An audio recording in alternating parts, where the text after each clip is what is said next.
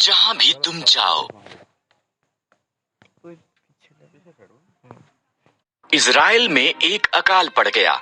Elimelech, Naomi और उनके पुत्र भोजन की खोज में मोआब को गए। एलीमेलेक मर गया। पुत्रों ने मोआबी स्त्रियों ओरपा और रूत से विवाह कर लिया। तब पुत्र भी मर गए।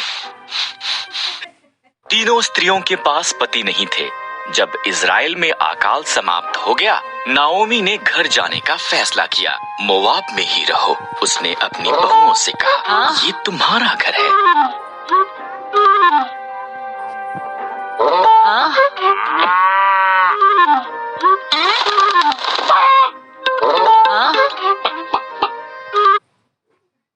ओरपा वहीं रही, पर रूथ ने कहा, जहाँ भी आप जाओ मैं जाऊंगी। आपके लोग मेरे लोग होंगे, आपका परमेश्वर मेरा परमेश्वर होगा। रूथ और नाओमी इकट्ठे वापस इज़राइल को गईं।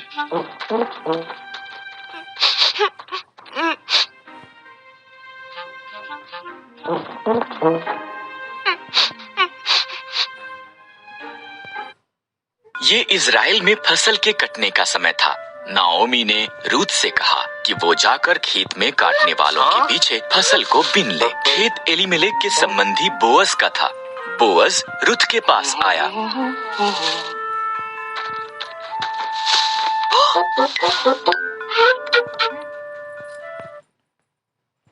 तुम नाओमी के साथ बहुत अच्छी रही हो, बोअज ने कहा। घर छोड़ना मुश्किल रहा होगा। परमेश्वर तुम्हें आशीष दे। उसने रूथ को भोजन दिया और अपने जवानों को उसकी देखरेख करने को कहा।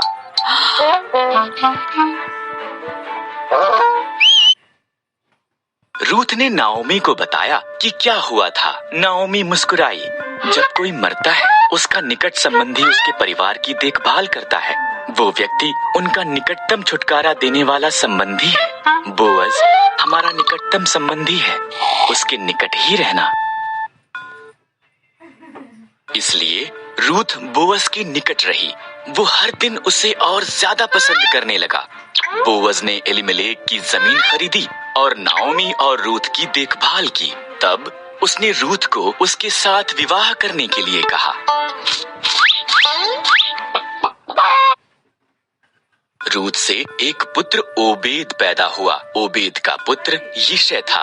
यिशै का पुत्र दाऊद था और दाऊद इज़राइल का महान राजा बन गया। इसलिए परमेश्वर ने रूथ को आशीष दी, ठीक जैसा कि बोअज ने प्रार्थना की थी।